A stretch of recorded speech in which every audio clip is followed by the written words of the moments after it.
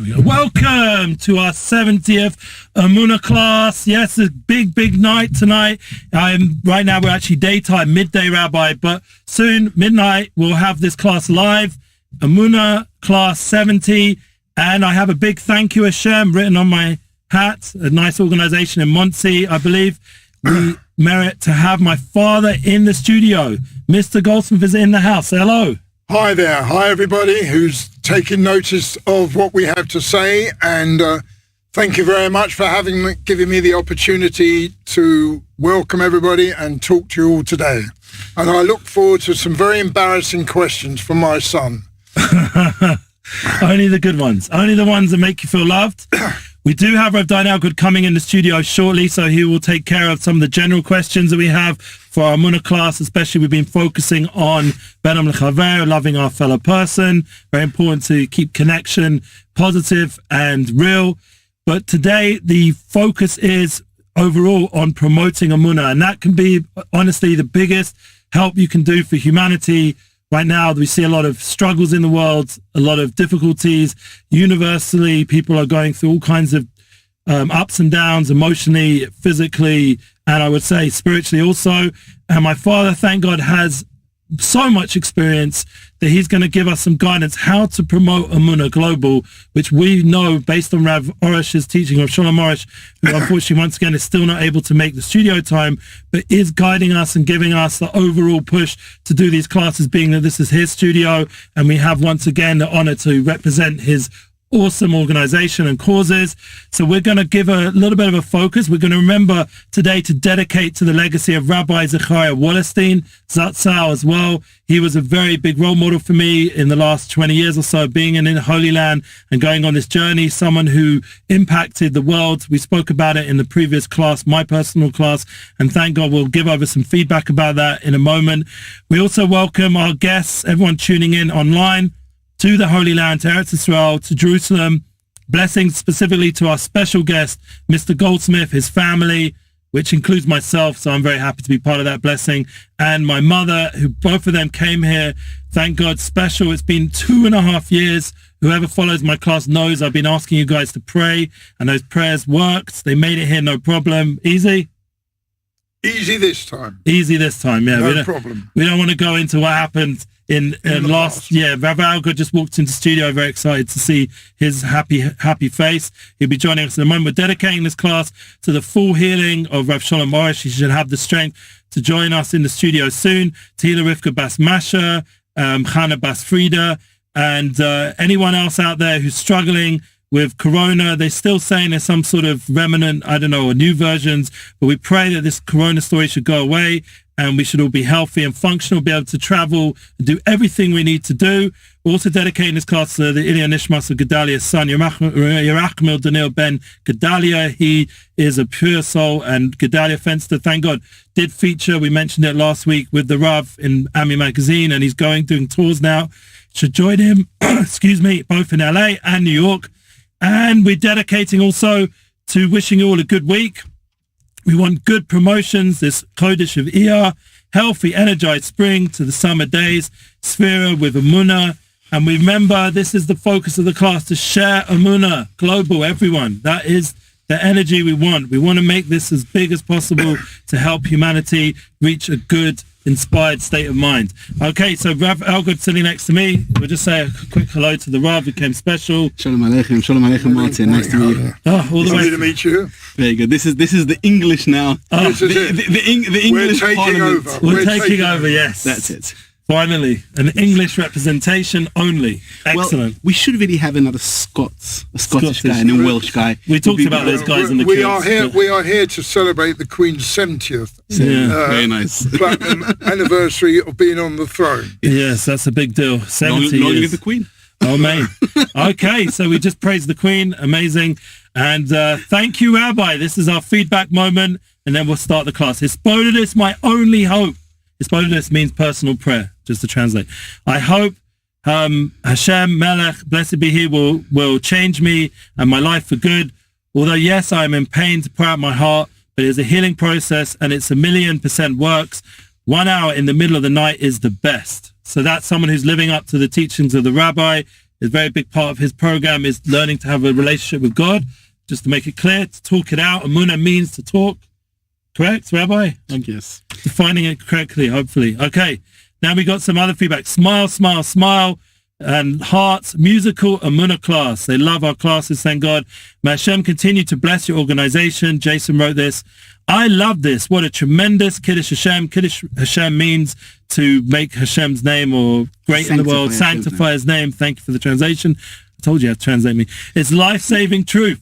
Shalom from Germany. See, it's a global class. We had Portugal, I think, just before. That's so true, Rabbi. In everything we do, we should call out to Hashem. He is indeed our only answer. Hashem should bless you and Rav Shalom Arush all and everything he's doing. And then just a little bit more feedback. It's great to all this technology. And the Yid mind can be used effectively to spread Torah on the platforms.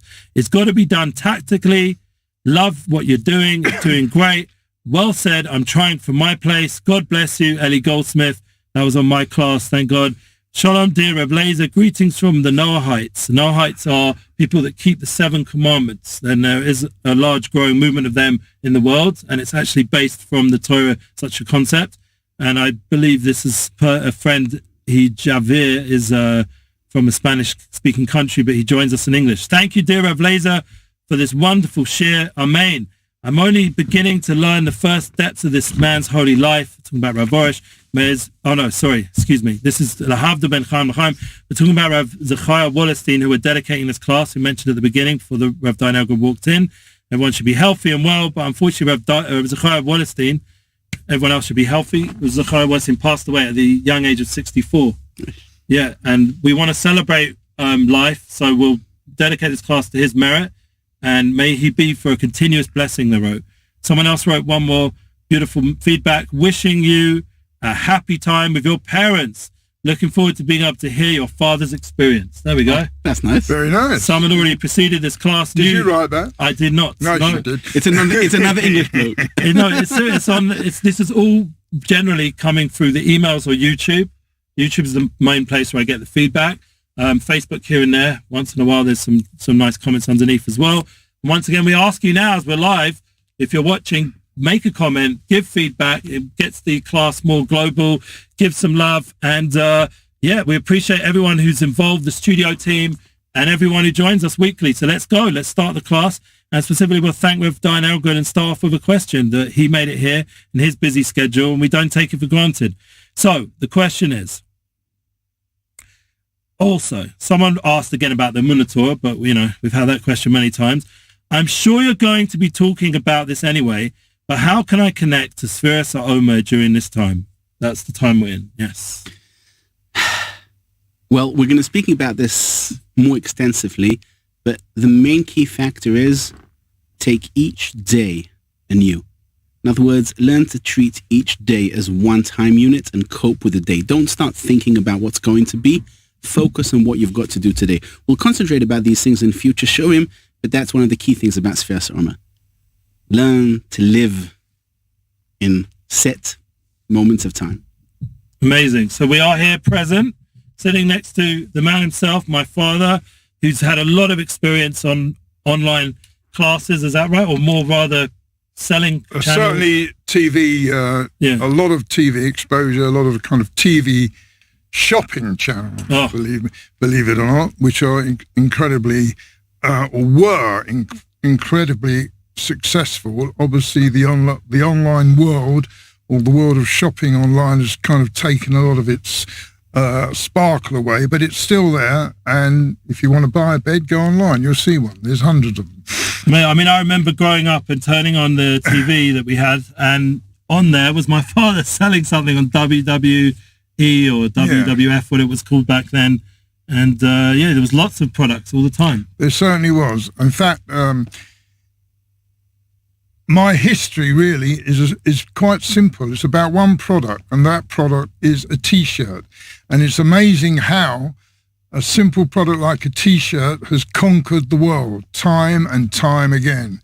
And if I go back, my company's been in business well over 40 years, and I go back to our early days where I had this vision of working with artists who were touring concert halls, doesn't matter what size they were, whether they were small halls or large halls, and how could we make extra income for those artists, so that, and also to help promote their artists by their fans getting more and more involved. So the answer was a simple thing, very simple.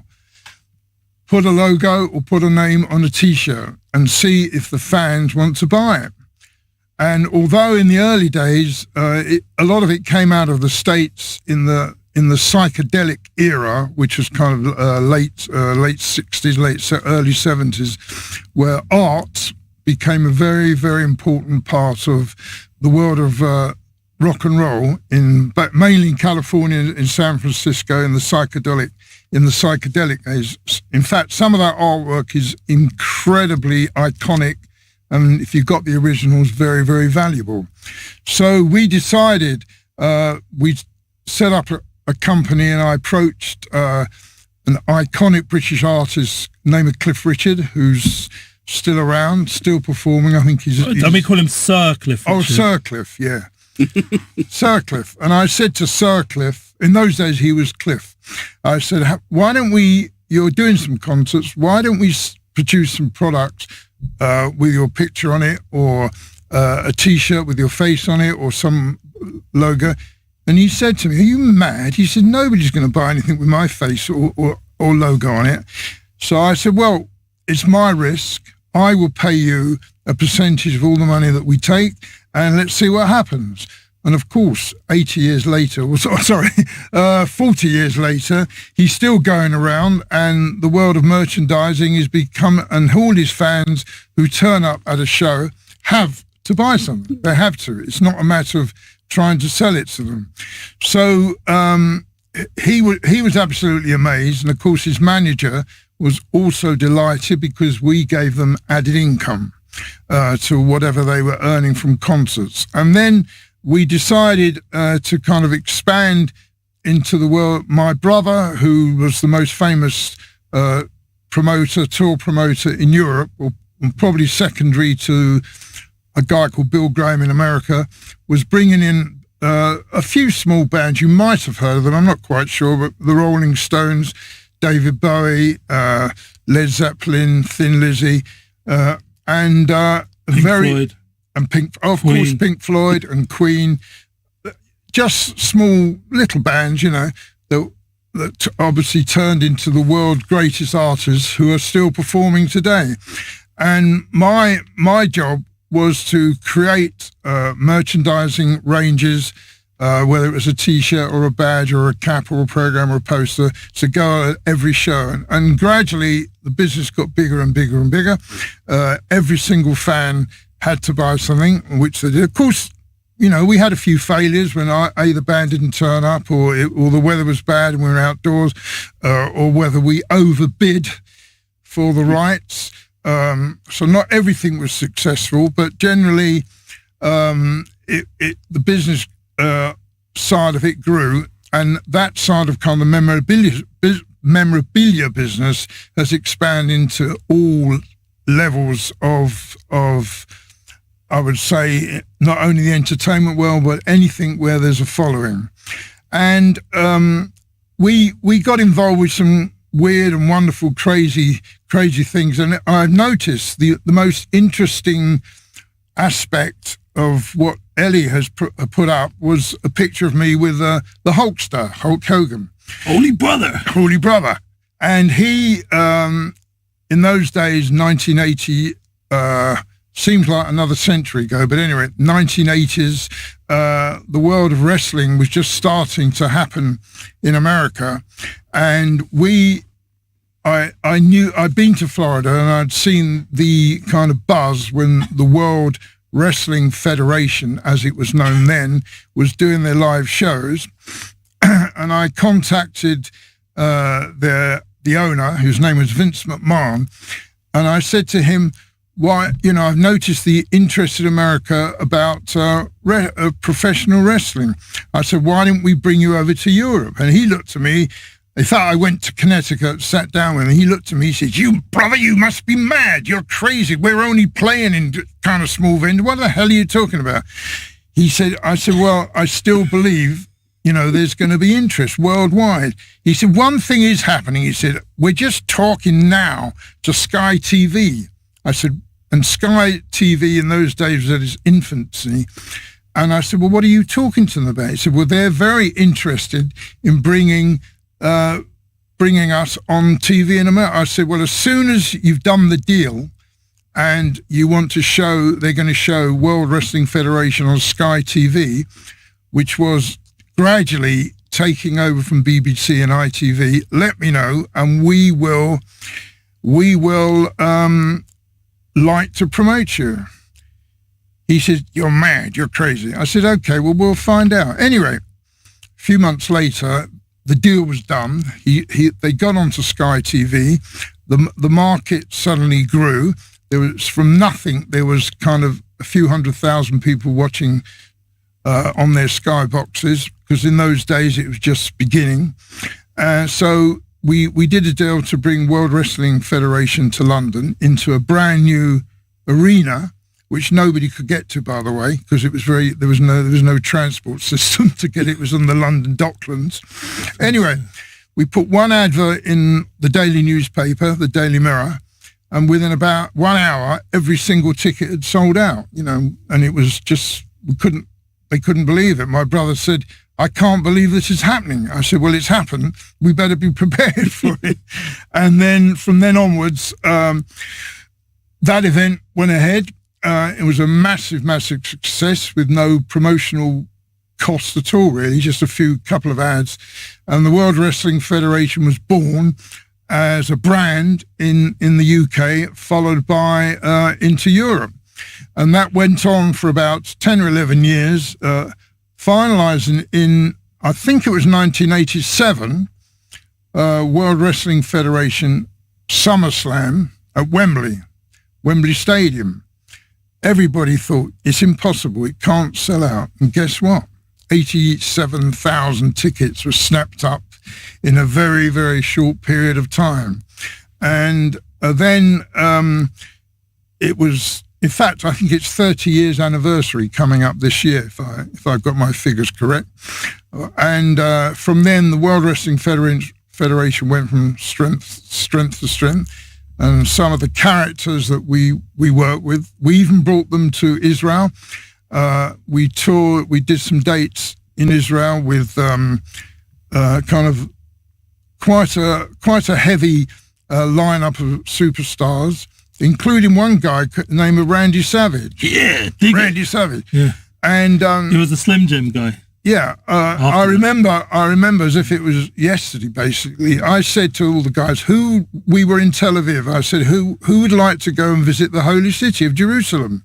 I can arrange a tour bus and a guide, and they'll take you around the city, around the walls and all the old city and the new city, and you can see, all about the history that you've been reading about. And most of the guys decided they wanted to get involved. They got on the bus, and we drove out from Tel Aviv, and suddenly this guy says to me, and his name was Randy Savage, and he spoke like this. He said, "Hey, my mother's Jewish." I said, "Oh, that's interesting. Really? How come?" He says, "Yeah, my mother's Jewish." I said, "Well, that makes you Jewish." What? I won't repeat what he said. He said, "That's impossible." I said, "If your mother's Jewish, you are Jewish. Give me that phone," he says. Get hold of the phone. He gets onto the phone eventually to his mother, and he said, "Hey, I'm in the holy city. I'm in Israel. I'm just going to Jerusalem. They just told me I'm Jewish." You can imagine there was a deathly silence on the other end of the phone. And suddenly, in the midst of all this, he had no idea whatsoever. And his mother he made his mother come out on the next aeroplane. So he was told about the history of his life. And as his life went on, later on, I think he got quite involved with fundraising and doing things. Vegas, I heard. Yeah. I heard he donated to Vegas. Yeah, he donated quite a lot for some of the charities. Unfortunately, I think he got run over one day when he was... too much Slim Jim. Yeah, too much stuff, you know. And but that was the story of Randy Savage. And believe it or not, the legendary Hulk Hogan always used to call me, hey brother, you're my holy brother, you know, as if I was his brother. He was quite, although he had a checkered career, he was certainly quite spiritual, and he probably still is, you know, even though he's been through a few wives and a few this, that, and the other, you know, various scandals about him, but he's still a great man, and he's well into his 60s, but he's still active. So anyway, that's the story of the world of wrestling. I carried on in that world. We represented another company called TNA, and we followed up with another one called WOS, World of Sport, which was a British company, which is still around. And believe it or not, we even got involved with the very, very first European live experience with UFC, Ultimate Fighting Championship, which we brought to the Albert Hall amongst a huge amount of bad press, good press, and the Albert Hall had no idea that there was two guys in the ring in a cage beating each other up, and they weren't happy. Yeah. But that's the history of that. Still got some traditional values. Yeah. Amongst our other experiences, we have done a lot of work in raising money for charitable organizations, and my area of it was always being the world of merchandising. So we, going back, Live Aid. In fact, most people remember Live Aid, of course, and then after Live Aid there was an event called Fashion Aid, which every single famous fashion design in the world gave some artwork which we could recreate on merchandising. I mean, from Armani to Dior to Catherine Hamnett to every world major artist, gave their design free, and our job was to create some product, sell the product, retail mainly in those days, and at live events, and all the proceeds went into the Live Aid Trust, and it became a huge money earner for them. And probably the biggest event which people might remember was called Sport Aid. Now, Sport Aid was set up as a huge fundraiser for Africa in those days, and the proceeds actually went into the Live Aid Trust again. And the idea was the world was going to run, and it was a bit of a rocky start, but as soon as they got Bob Geldof involved and a few famous rock stars saying they were going to support it, the event took off. But the important thing about it, every single person who entered to run for the world would receive a T-shirt, and part of the entrance pack was the T-shirt which had a world on it, and I run the world. And we had the job of creating this product and returning, all the proceeds into the fund itself. And it started off very slowly, but suddenly it went crazy, and we had the job of creating 600,000 T-shirts, sending them out to every single participant, because that was part of the entrance. You pay your entrance money and you get a T-shirt. And as you can imagine, that was a hell of a job. But anyway, we made it work, and the charity raised a huge amount of money. And then following from that, there was a big event in Hyde Park with all the most famous rock musicians in the world were trying to save the planet. We haven't succeeded yet. This event was called Live 8. And every, whether it was Queen or, in fact, Led Zeppelin and Pink Floyd had a reunion on the stage in Hyde Park. And one of the most prominent Senate members of the US was behind it, and the idea was to save the planet, and that was called Live 8. Also, another huge fundraiser was the Prince's Trust, which still is around, headed up by Prince Charles. And every year he used to have a rock show, a rock festival, at Wembley or the Albert Hall or Hyde Park. Again, the music industry supported it. Everybody supported it. Every name that you ever heard of got behind it, just like in Live Aid's time. But these are probably, they're probably kind of forgotten as time goes by, but all these things happen. Then we did a lot of events, Teenage Cancer Trust, which raises a lot of money for young kids who've got cancer.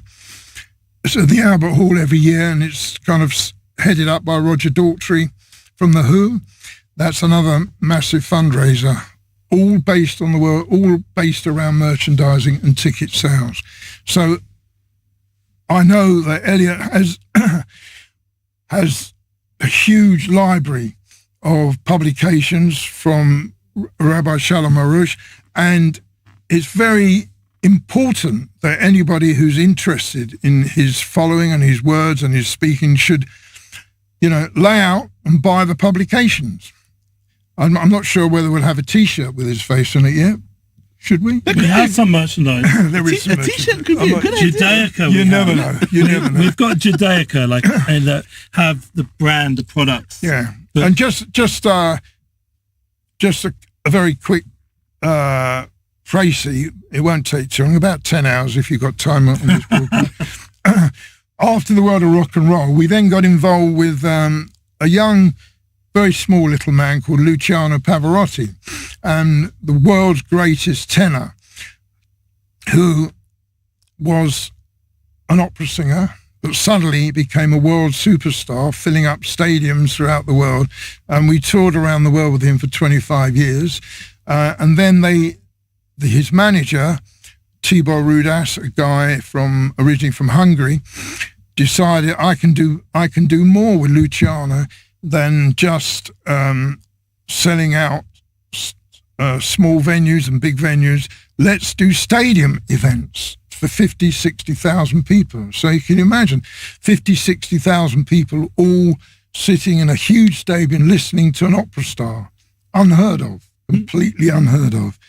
And then he had the brainwave of taking three of the world's greatest tenors, Pavarotti, Carreras and Domingo, and putting them into huge 80,000, 90,000 stadiums around the world. And it was my honor to be able to work with them. They also did a lot of events for charity, particularly charity events that Pavarotti where he was creating his own foundation to bring up new singers and new stars. And again, it was the world of kind of a bit of merchandising around it and TV advertising that helped raise more and more funds. So on and on it goes. So the question is, how do we, and this was like one of the questions actually written down, how do we promote Emuna to our community and globally online? How do we get these concepts of merchandise and brands into the world of Emuna, of Rav Arush? Because he obviously has a vision for his books, for his teachings. We've traveled together and seen how the impact he has on a large amount of people, and not just in the English-speaking world, but globally as well.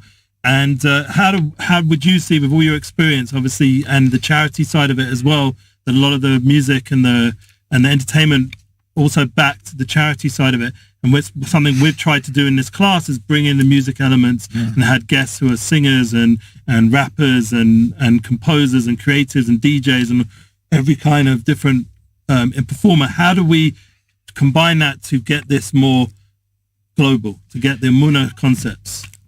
Probably The big question. I would say the world of T-shirts is not for this organisation, but it could be that if there was a licensing program set up where you could sell a brand, Emuna brand, which could go on, ashtrays or pottery or mugs or cups or, a bit of decor product which could be put on the wall at home, or even Hanukkah may be branded with that. It could work. How about baseball caps? Yes. They did it. This organization did it in America. Thank you, Hashem. We have one called I Love Ani Ohev Kol Yehudi. But your father is speaking about specifically the product of Arush and Emuna. Yeah. Well, there could be amongst the followers, amongst everybody around, a company which has a range of products already into stores, maybe household items that could be branded, and that would help to get the name around. Doesn't have to be just something which, it could be a vase, it could be something. But it seems like the events is what really pushed the word out. Events, the excitement of an event. Obviously, if you've got if you have a following, and you've got, you've had events in Madison Square Gardens, haven't you? And you've had it for the Jewish world, but not for specifically Rav Arush. No, you never know. I don't know whether if there's a range of product that could be created and put together and sold. Obviously, there's a risk. Someone's got to take the risk, and whether it's a company bought the license, which my way of thinking is probably the best way, who appears every time there's a large gathering. Of course, the online store is very important. That is we have Breslev.com, which is a website. Maybe Rav Arush could sing with Sir Cliff. Sir Cliff, yes. Sir Cliff. He does believe, no? Yes, well, Sir Cliff is certainly a very spiritual person. He does believe. He obviously has his own followers of, Christian faith who follow him not because he's a singer, but because of his spiritual leading, So what about Frank Sinatra? One time you told me there was a big rainstorm. Was that right, when he was singing the climax of a song and it just downpoured? That was Pavarotti. Oh, was Pavarotti? Yeah. Well, obviously one of his iconic events was in Hyde Park, and Pavarotti in Hyde Park. I think there was probably 85,000 people, including Princess Diana and the whole of the government. Every single person who was anybody in the country was there, and the only dampener, and the word dampener is something which I can still see. As soon as Pavarotti came out on stage, as he opened his mouth, so the skies opened, and it absolutely started pouring down. Absolutely poured down. It never stopped raining. Did you have the umbrellas? Well, the Pavarotti umbrellas. The trouble is, all the people put their umbrellas up, but the people behind started going mad because they couldn't see. So my brother had to get up on the stage and berate the audience, put your umbrellas down. But anyway, so then luckily we had a supply of plastic Macs, and all the VIPs in the front were sitting there getting absolutely soaked up. They were protected with plastic Macs. We can control everything, but you can't control the weather. That's it. Especially in England. Exactly. In England, it happens. Okay, so we've really got... So what was that show called? Pouring Pavarotti? Yes. That's not bad. PP. Pouring Pavarotti. Oh, yes. Good one. Pouring Pavarotti. I do remember a story about Pavarotti where he had changed his date of his birthday from Yom Kippur. Is that correct? Did that happen? Well, no, because his birthday, believe it or not, is 12th of October.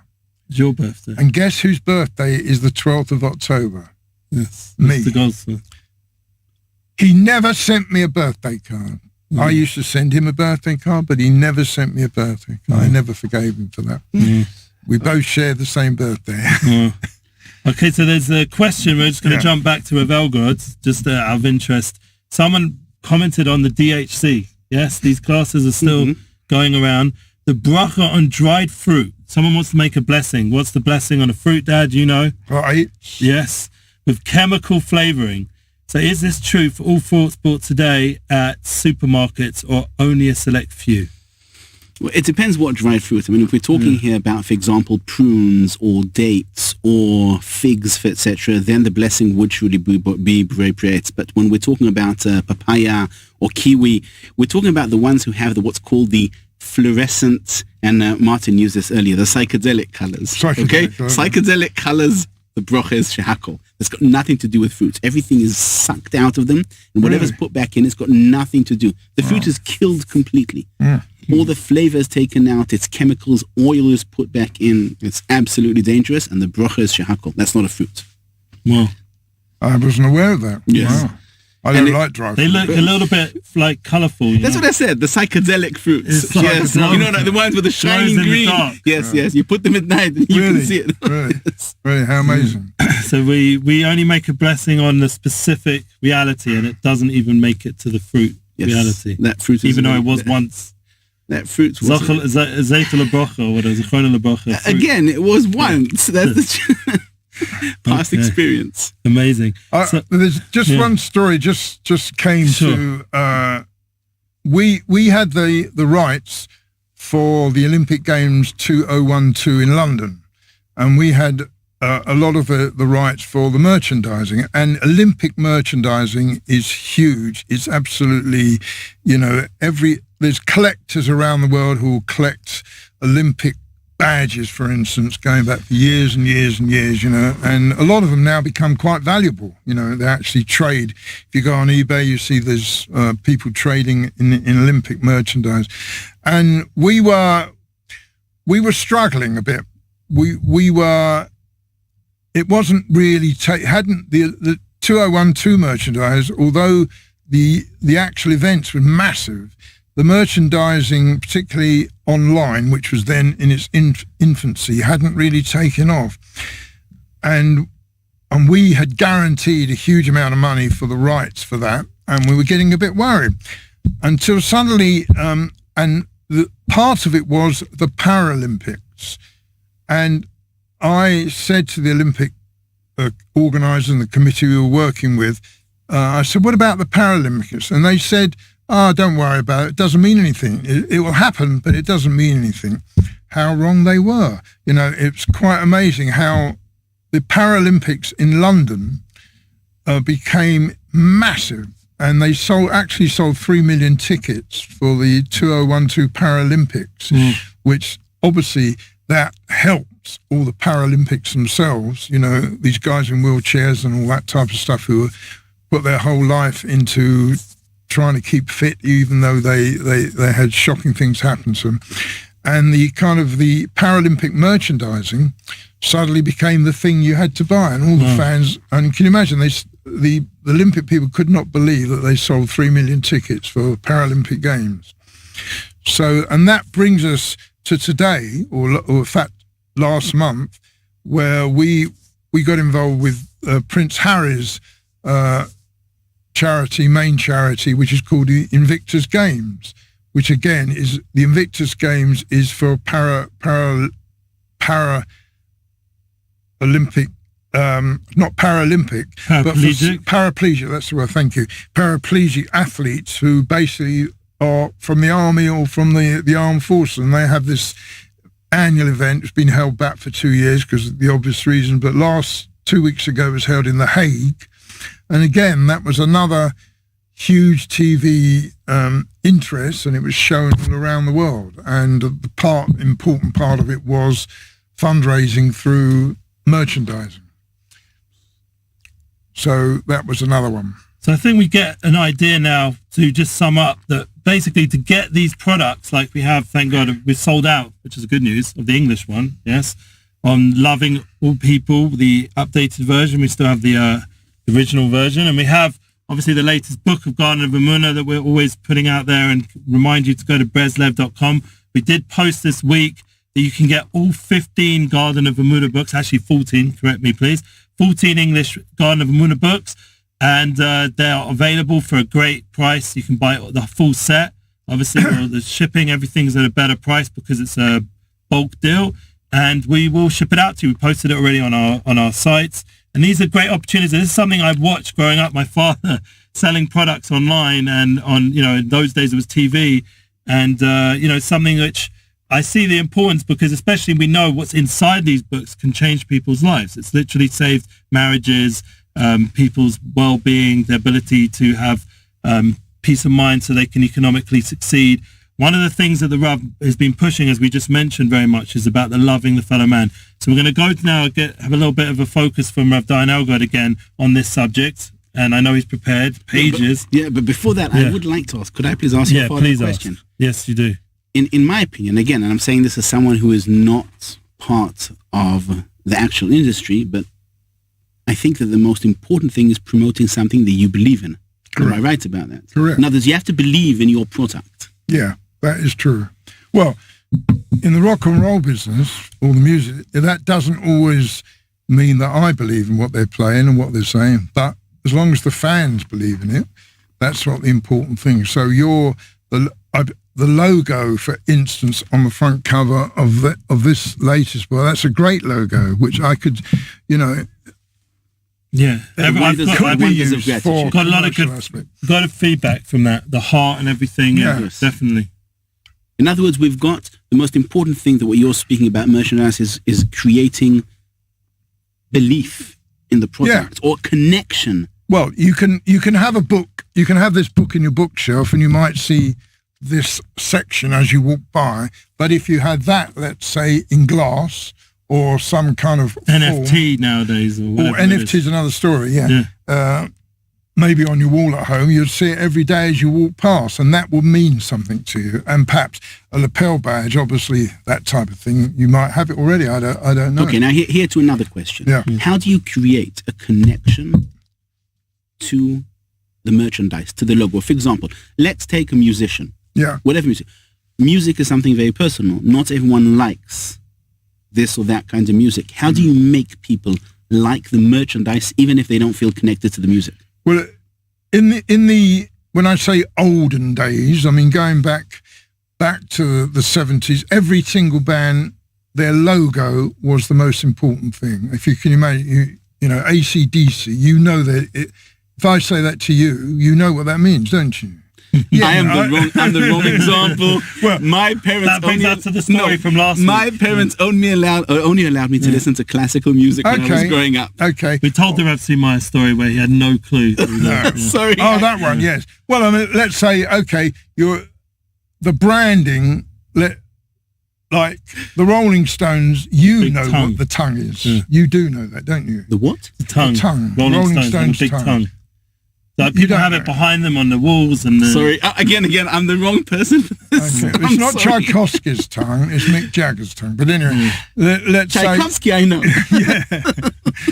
I don't think he was merchandised too much, but believe it or not, there is a revised... Actually, Peter and the Wolf of Tchaikovsky, that was merchandised. That was, exactly. Yes. But I mean, it's a matter of creating a recognizable, iconic image. In other words, that when I see you from afar, when I see the image, I already know what that image means.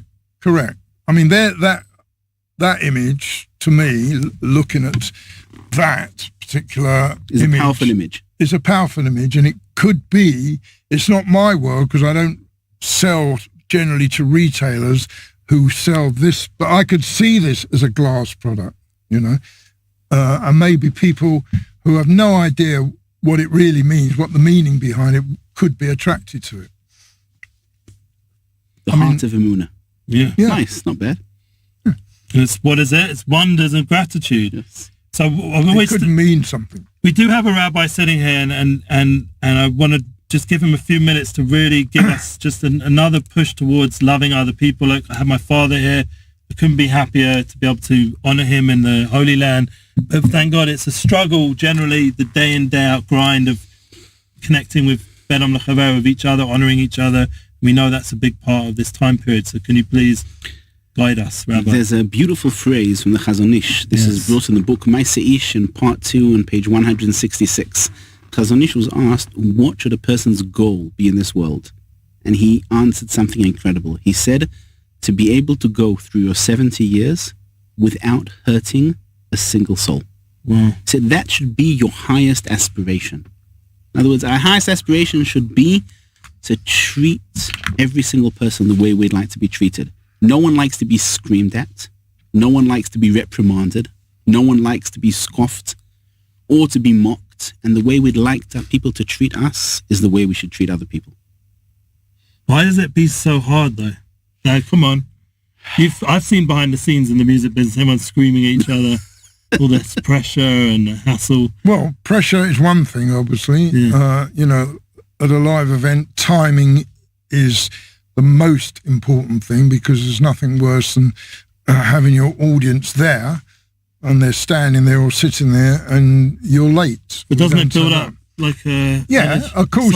Sometimes, correct. Sometimes it does exactly the opposite, and everyone gets more excited than angry. But it's within reason, though, isn't it? Well, yeah, maybe, but we've all been at venues and places where the audience starts hand clapping, whether it's a classical concert or a sports event or whatever, For instance, when Novak Djokovic is playing against Rafa Nadal in a tennis match, and Novak sits down for a few minutes longer than he should do, the audience just starts slow hand clapping, because they're getting angry. They reckon that he's trying to pull one over. So how do you I think a bit of an audience excitement is a good thing in a way, and whether it's built up because you're getting them angry. Well, the good news, every time we post our class, it's meant to be 8:30. Somehow the studio, last week it was 12:30. I don't know how. So that created a lot of anticipation. Where's the class? That's good. I get on my phone, and suddenly on the side, is it getting posted at all? That's good. You got the link? What's going on? Well, people... Streaming events also have some sort of time. You were speaking also about Benodem L'Chaverim. In my opinion, the two main things that bother people, first of all, pride, being very egoistic. When you think only about yourself and you don't think about other people, for example, if I now scream at you, that means I'll be thinking about my point of view and not thinking about you as a person, which I think could probably happen a lot in the industry of music or the industry of art. It depends. You've got to stop being egoistic. And the second thing is, in my opinion, is you've got to have Emuna. In other words, we taught this to Eli. Okay, Eli is English. As an English boy, the concept of time is very important to him. And one of the things he learns here in yeshiva is that time is flexible, which means, and this is an Emuna lesson. Things don't happen the way you always want them to happen, and you've got to accept it. This is the way it's going to be. It's not going to help you getting angry. It's not going to help you screaming. Well, working here and having the last 2 years with Corona and the event world has definitely been a big lesson in that. Yeah, well, you let's face it, you live in a country where everybody's angry, especially on the road. No, it's not that they're angry. It's just that the Israeli driver is born with his hand on the horn. He constantly honks. Yeah, it's like. Yeah. But let's ask you, what do you think? Let's say. Well, lack of patience. What do you, being an observer, someone who grew up in England, and you've seen my journey, and you've met, thank God now, another rabbi, a role model that I look up to and learn from, thank God. What do you think of our journey as like the Jewish people and the lessons of Emuna that we're trying to live, even though it could be struggle sometimes, but overall, you've seen the family and the whole process somewhat. I've only seen from the inner circle of my own grandchildren, and I've noticed the difference between each child. Each child is different, but the one thing they all seem to have, obviously inherited from you, maybe with the exception of one person, is spirituality, and they all appreciate it, they all respect it.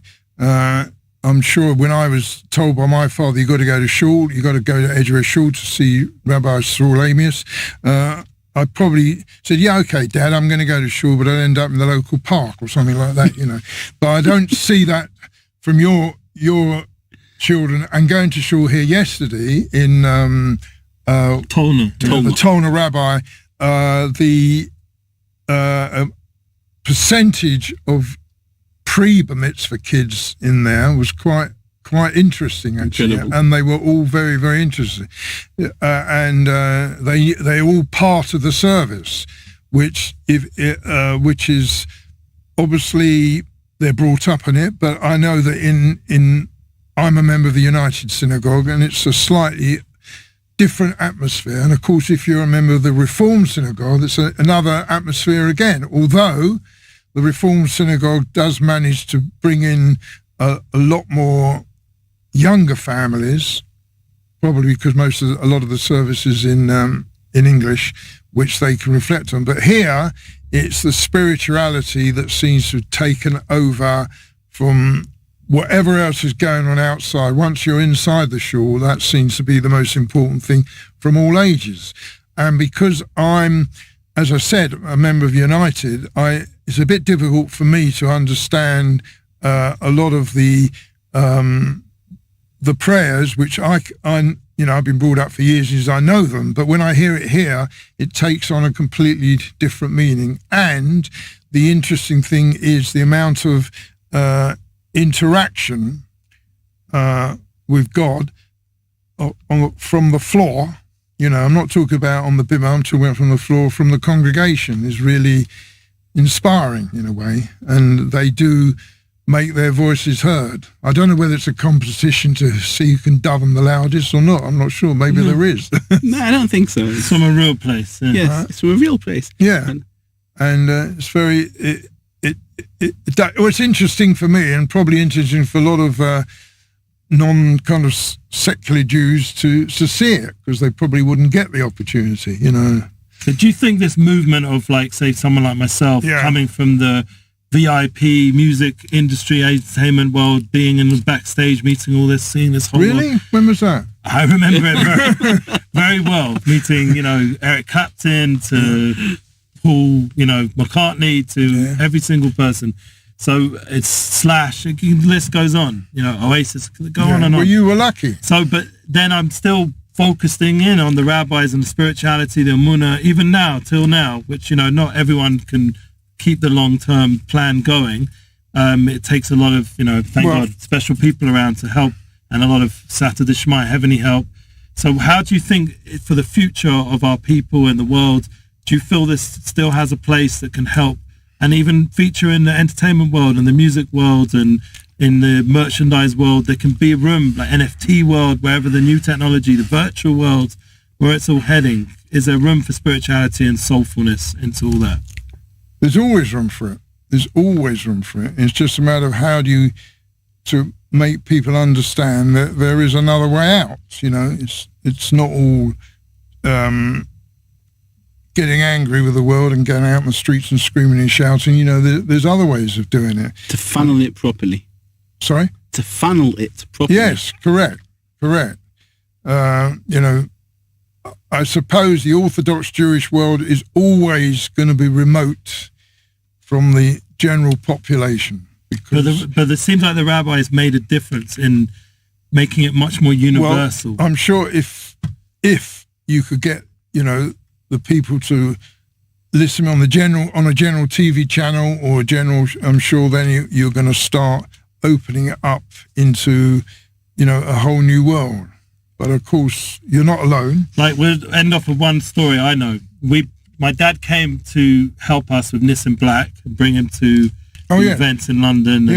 And also you were at the recent concert, Hanukkah. But who won the watch? Who won the raffle? That's the question everyone wants that was to a know. fiddle. You knew that. Let's see. Well, So all my friends laugh. They say the guy who least needs it wins the raffle, and he's still wearing it now.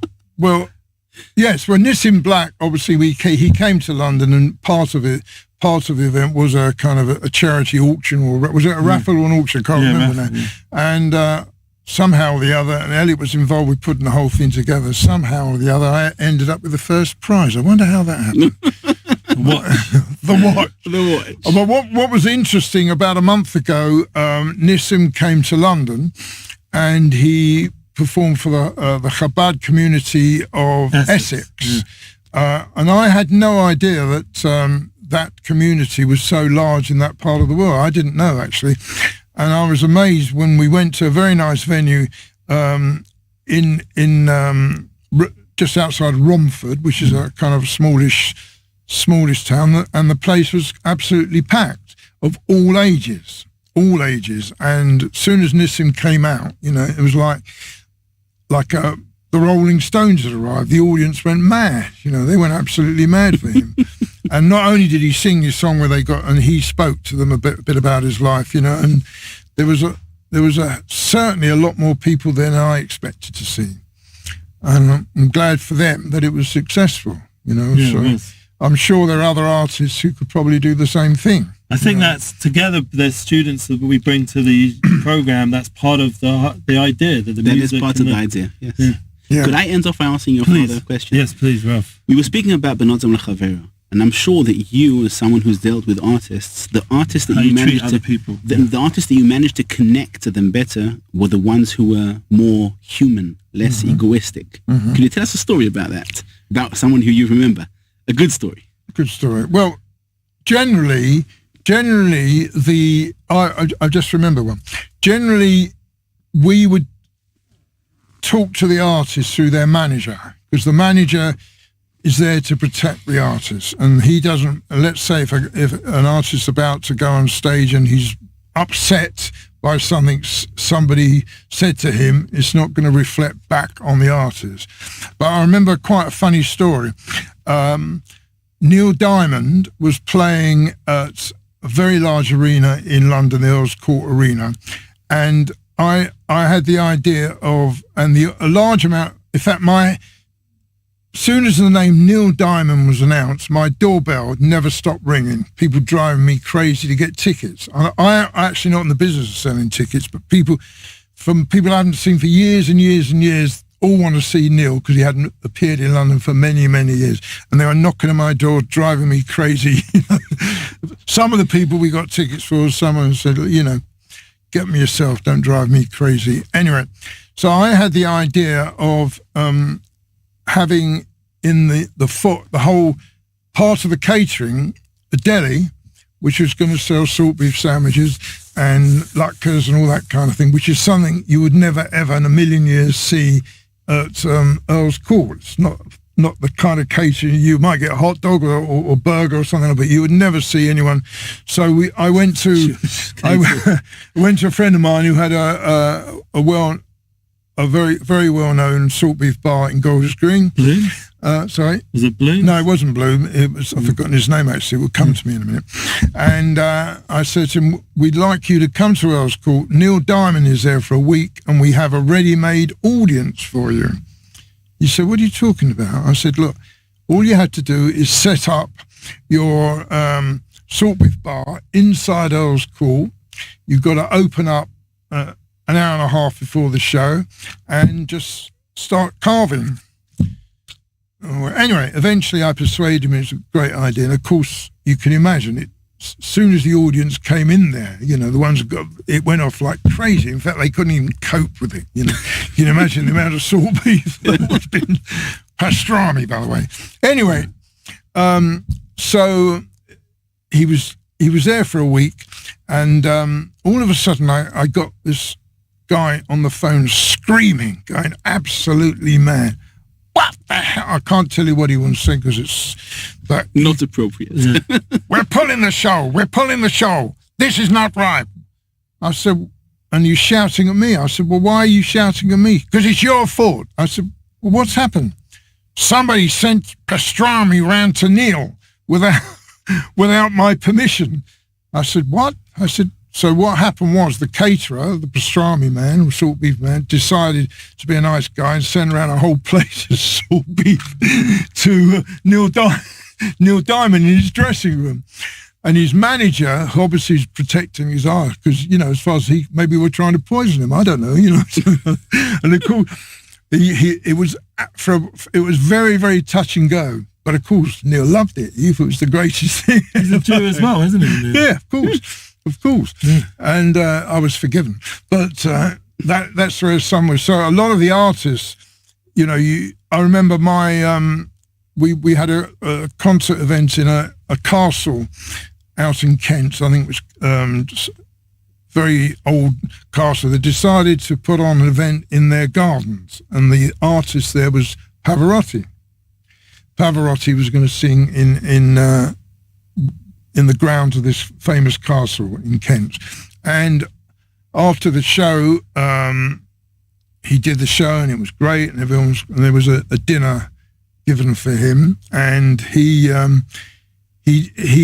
decided we were all sitting there waiting for him to come out to join us for the after show dinner, and all of a sudden he turns up with a serviette and thing, over his arm and 2 bottles of wine in his hand, and he became the wine waiter. Very nice. And I still have a picture of my mother, my late mother, sitting on Pavarotti's lap. You know, so things like that. I make a joke when I'm back in London that they're up in heaven together. Yeah. You know? Pavarotti and But my of course, grandma. if you upset him, you have hell to pay. You know. Yes, he'll start screaming you with his tenor voice. Well, We thought the Moroccans. he once said to me, I suddenly get a call from him. You have called me something or the other. So I said, what are you talking about? He said, come into my address room. So I go into his dressing room, and he says to me, look, he says, you have called me. Can I use the word? No. Better not. Okay. He says, you have. I said, what do you mean? He said, look, and he's pointing at this picture in the souvenir program book, and you have called me, and his name is Luciano, I-A-N-O, and if you look up the word A-N-O in Italian, you'll know what I'm talking about. He says, you have called me A-N-O, which was written over his face, like above his forehead. I said, but that's your name. He says, yeah. He says, but you've called me A-N-O. I said, because it happened to come out, the logo. Yeah, just the logo was... Instead of thank you, Hashem, it was something else. So he says to me, how many programmers do you sell? I said, 5,000. 5,000? Okay, he said, you can call me A-N-O. So that was another story. Oh, that's a story. Okay, I think we have to end on that note. What do you say, Rabbi? This was incredible. This was an amazing program. Yeah. I can go on for another year. I had 2 rabbis. One rabbi in London said, you come from this? How are you such a tzaddik? Come from this kind of man? Like a real Yiddish rabbi. I'm not going to say his name. And then the Chabad rabbi says, I now understand anything good about you come from your father. Okay. I see you such a man. Yeah, Rabbi Sudak. He said, I totally get it that anything you're doing good, it comes from your father. This was a very, very special program. Very special program, very unique program. And it just teaches us how we've got to take all these tools that your father, Martin, was speaking about, and we've got to insert them into the product that we're trying to sell, because we are trying to sell a product. We're trying to sell Emuna for the world. And it's not selling out, it's helping out, enabling everyone. Yeah, exactly. We're not talking about selling a product in order to make money. We're talking about selling a product in order to change the world, which is what we aspire to, but we've got to learn the different techniques and methods, and that could be wonderful. In today's market, of course, the world internet sales it's all online, and we, from those days of rock and rollers and dealing with superstars and all that type of thing, the new world, which is the world of YouTubers, gamers. That's what my brothers, your sons are busy with. So we have changed focus of our industry from our business, mainly from the touring side, which one day you're in Australia, the next day you're in Birmingham, the next day you're in China, into the online world. And for instance, there's a young man, I think he's 28, 29, his name is, he's a gamer. He's a Minecraft guru, right? And he's like, well, if you're I'm sure you're a Minecraft player.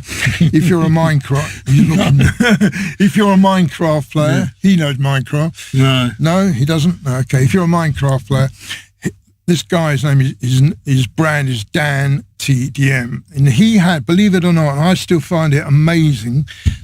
This young man who's 27, 28, over the last 3 or 4 years, had 5 billion, not million, billion hits on YouTube and all that kind of, and around it is this whole story of branding and merchandising that kids who follow Minecraft want to buy something with his face on it. And the other thing is, there's a new one now, which is huge. It's called Spy Ninjas.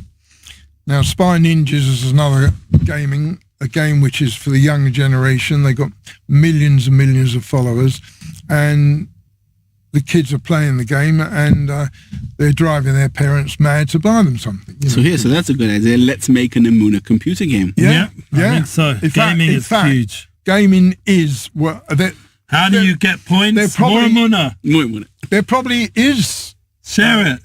spiritual games out there. There must be. I don't personally know. I haven't actually seen anything. Maybe it's a new product. There probably is. Maybe it's a new product. Save your soul. Gaming. I do think we do have to think now, take the concepts of what you did then. I mean, your sons are doing it, my brothers, and they're bringing it online, and they're doing it together with these YouTubers and gamers and NFTs and all the new stuff going on. So we're going to have to figure out how to take the same concepts of branding and promoting and bring it to the internet online. I mean, this is our 70th class. It's an achievement that we're able to sit here with our crowd, have to worry about the ticket sales or anything, and we just get the message out there through the internet. Yes, and I'd just like to point out, just to all of you, we're expecting 5 billion hits. Yes, exactly. Okay, 5 billion. Stop thinking small. One other word to add is the word influencer. Yeah. So an influencer is a person who is basically he's telling a story. Whether what the story is irrelevant, but he's telling a story, but really what he is selling behind that story is a product. And you're an influencer, and if you've got an insert of a kippah that suddenly becomes the kippah that everybody wants to wear, he's done his job. You know, that is the job. Amazing. Of the world of influencers. So let's do it, guys. Everyone can reach out, join our Emuna global classes. We thank again Rav Dayan Elgrod so patiently listening to my father and joining us and also sharing some of his Emuna insights, giving us that focus in the name of the Rav Shalom Arush. He should be well. We're looking forward to our 71st class. I can't believe it's a big achievement. Yeah, it is. It's been a 2-year process during this whole Corona story. Started around 2 years ago already. And once again, we dedicate to Rav Wallerstein. He should be a made it Tziotshe for us. He accomplished tremendous things, and we can also take a note from his book, how to do it even in the in-person world as well, not to lose that focus, that we need to meet people and experience that in-person success and connection. We wish you all a wonderful rest of the week, a good Shabbos. Join us for our 71st Emuna class next Sunday. Keep sharing this one, make it as big as possible so we can hear and educate the new generation of influencers and YouTubers and all these people out there to get the message of Emuna to the world. Amen. Amen. Thank you. Thank you. That's it.